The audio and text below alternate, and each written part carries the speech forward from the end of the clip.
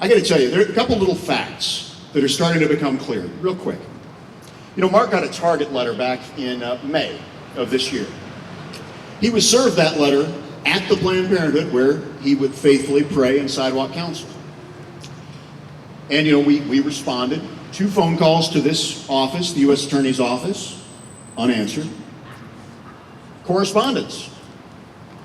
Very clear. We had one of our senior guys, a former federal prosecutor, Matt Houck, put some very, very bad hombres in the federal penitentiary over many years. And he said, you know, 2 things. 1, you have no case. You have no case. Because, by the way, Thomas More Society attorneys won a similar case just 3 years ago in this judicial district. Similar set of facts. But number 2, if you're going to indict him, we'll present him. And then, of course, what do they do instead? They send 20 heavily armed agents to the Houck home. But here's the thing, folks. They said, well, you know, operational security, this, that, and the other. And I'm going, well, all right, you had a distinguished former federal prosecutor offer to bring him in. Okay? You don't want to do that. You want to arrest him instead because for whatever reason. You know, is there a place where you would know exactly where Mark might be in a public location that, you know, there'd be no issue of picking him up? Might it have been the place you just gave him the stinking target letter a few months earlier? Every Wednesday at the Planned Parenthood. And so, I got to tell you, folks, there have been numerous congressmen and senators. I'm thankful for your Senator Pat Toomey, who has also affixed his name to a very important letter. Congress is looking at this, and they are not happy. And yeah, I mean, this is a good thing. And I'll tell you, we loved all the letters. Josh Hawley wrote a really nice letter. He's a good lawyer, and it was a great letter. But when Chuck Grassley, the senior senator, distinguished former chairman of the Judiciary Committee, when he puts his name on a letter, the Attorney General is not going to like that very much. And it was detailed, it's pointed questions. It's going to be a lot of fun next January when you get a new Congress. We know what the new Congress is going to look like. It's going to be pro-life. So, ladies and gentlemen, I want to take you to a place where I see this going. Now, look, when you have a federal prosecutor after you, it is never a pleasant thing, and it is never safe. I can never guarantee an outcome because you can't guarantee an outcome. I am confident in the strength of our legal position. We, you know, as Pastor Bill and others have said, we have hired literally the finest criminal defense attorney in Philadelphia. He's one of the best in the country, in Brian McMonagle.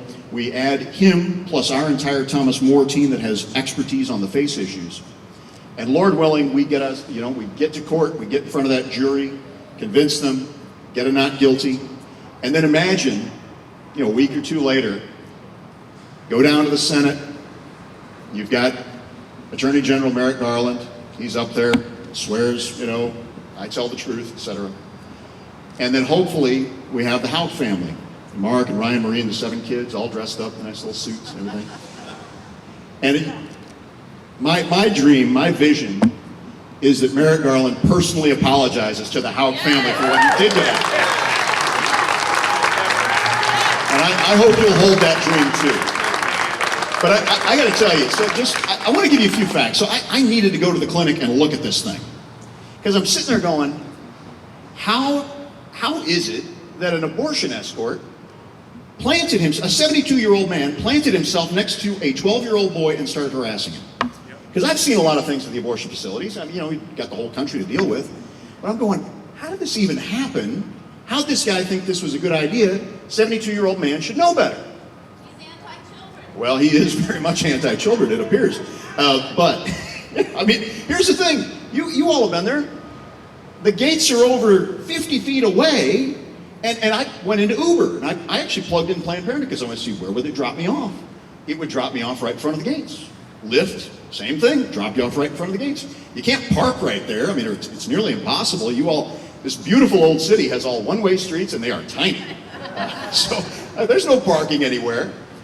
And I'm sitting there going, what in the world do these folks think trying to charge us when Mark and his son were 50 feet away from where that escort was supposed to be, and he's the one that left his post, walked down that sidewalk, and starts harassing a 12-year-old. Exactly. Right. Ladies and gentlemen, And this is the thing, the case we just won on face. You've got to be trying to stop the abortion clinic from operating. You've got to be trying to stop the abortions. That wasn't what happened here.